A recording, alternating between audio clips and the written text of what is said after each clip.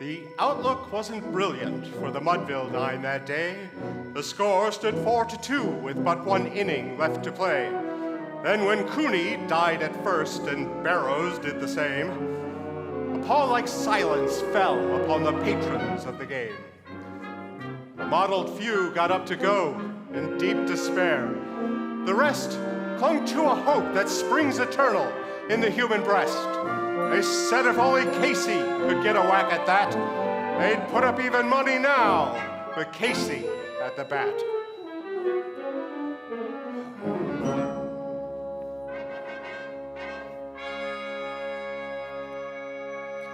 But Flynn preceded Casey, as so too Jimmy Blake. The former was a hoodoo, the latter was a fake. So upon that stricken multitude, grim melancholy sat, for there seemed but little chance of Casey's getting to the bat. But Flynn let drive a single, to the wonderment of all, and Blake, the much despised, tore the cover off the ball. And when the dust had settled, they saw what had occurred. It was Jimmy safe at second, and Flynn a hugging third. And from 5,000 throats or more, there rose a lusty yell. It rumbled in the valley, it rattled in the dell, it pounded on the mountain, recoiled upon the flat. Casey, mighty Casey, was advancing to the bat.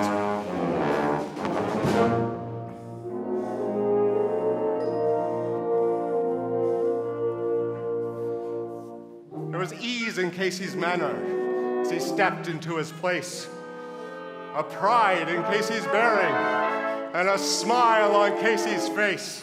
When to the crowd, he lightly doffed his hat. No stranger in the crowd could doubt 'twas Casey at the bat. 10,000 eyes were on him as he rubbed his hands with dirt. 5,000 tongues applauded as he wiped them on his shirt. And as the writhing pitcher ground the ball into his hip, defiance gleamed in Casey's eye, and a sneer curled Casey's lip. Now the leather-covered spheroid comes flying through the air, and Casey stood a-watching it in haughty grandeur there. Close by the sturdy batsman, the ball unheeded sped. "That ain't my style," said Casey. "Strike one," the umpire said. And from the benches black with people there rose a muffled roar, like the beating of the storm waves on a stern and distant shore. "Kill! Kill the umpire!" shouted someone in the stands. It's likely they'd have killed him had not Casey raised his hand. With a smile of Christian charity, brave Casey's visage shone. He stilled that rising tumult. He bade the game go on. Signaled to the pitcher. Once more that dun sphere flew. Casey still ignored it. The umpire said, "Strike two!"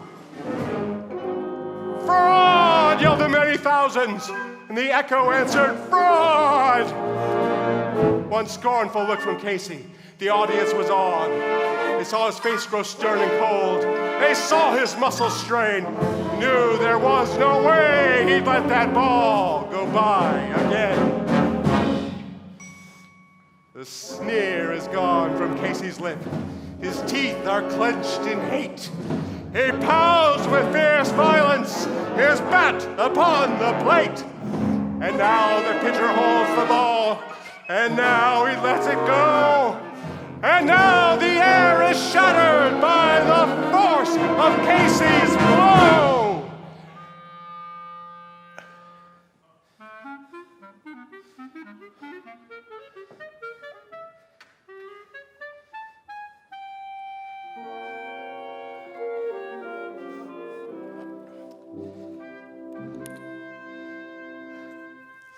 Somewhere in this favored land, the sun is shining bright. A band is playing somewhere. Somewhere hearts are light. Somewhere men are laughing. Somewhere children shout. But there's no joy in Mudville. Mighty Casey has struck out.